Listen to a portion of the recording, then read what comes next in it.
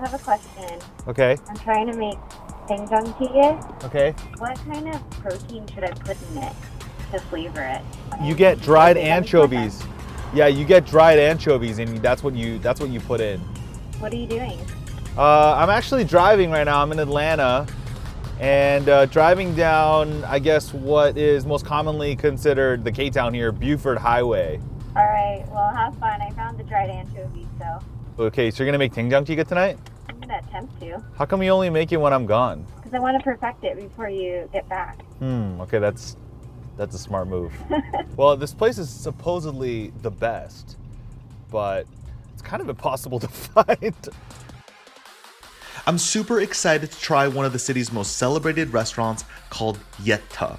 The decidedly old-school traditional restaurant is tucked away behind an office building along Buford Highway, which is often the entry point and the main drag along the Korean community here in ATL, which spreads out from this section of the highway all the way out to Duluth. Atlanta is home to the third largest Korean community in the country. 이거 자기네? 여기 더 핸섬이야. 진짜 카메라가 더 잘 봤나? Oh my gosh. Yeah. Wow. That is pancake. Wow. I'm like overwhelmed. Anchovies are kind of the bedrock of Korean cuisine in a lot of ways because Koreans use dried anchovies to basically make their broths. When I was a kid, I'd wolf these down all day. This is nice. My mom made these. It's nice and salty. And I like how it's kind of cold. All right, we got the dangachi here. This is advanced pancake. It's got a light crunch on it, like a nice depth that's kind of been sitting around for a while and almost tastes like you're having a root. This pancake is exemplary.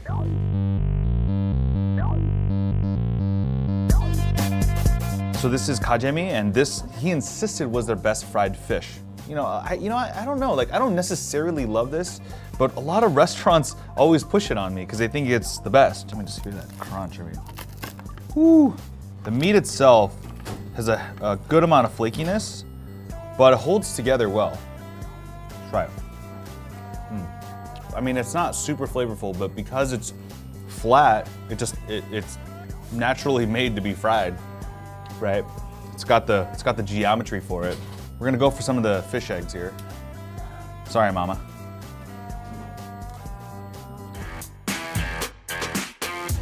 I've heard that their seafood pancake is the most impressive thing here.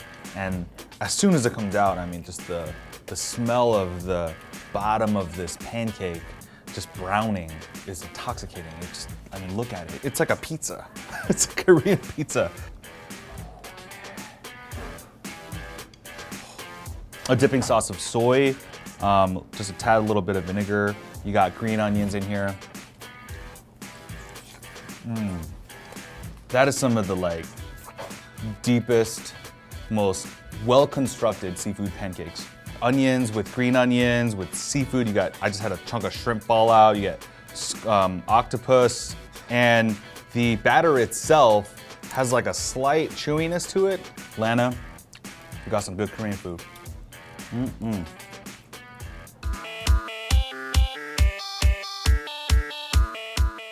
I haven't had yukgaejang on the show yet, and it's kind of a slightly more obscure dish. I think it's definitely easily liked because it's just this big, spicy beef noodle stew. You can see kind of the striations of the brisket there. They almost always use brisket because it just has a nice stringy texture that gets really tender in here.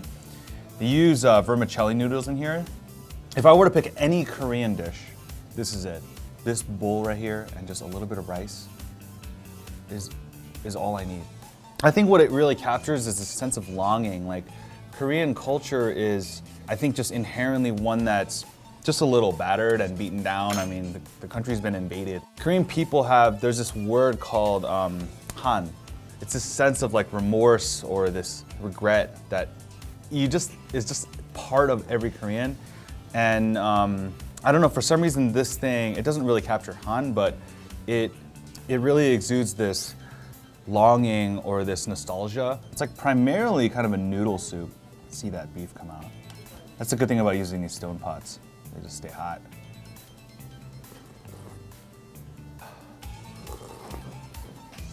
It's getting spicy. It's a very strong version of yukgaejang. And you know, I'm not really, because I love this dish so much, I'm not really picky about it. You know, I'm not like, oh, this is the better one. I would say that the broth on this is much more intense. It's almost just, it's the beefiest yukgaejang I might have ever had. The meat just melts in your mouth.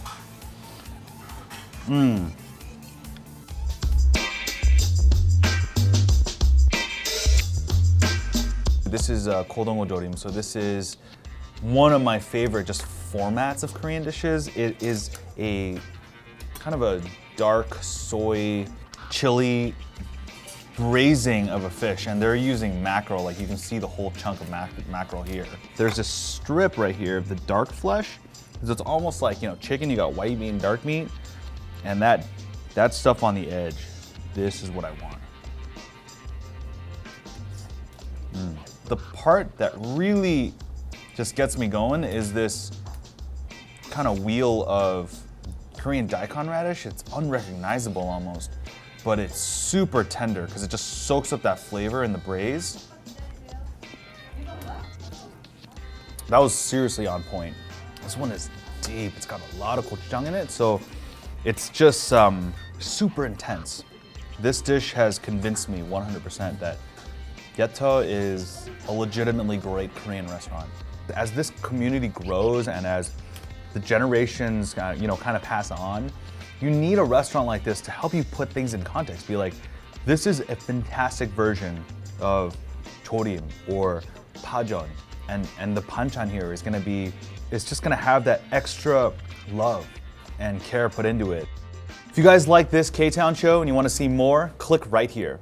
Miso sesame slab bacon, and even a bibimbap egg scramble. All of this is spurred on by a Bloody Mary that combines soju and kimchi.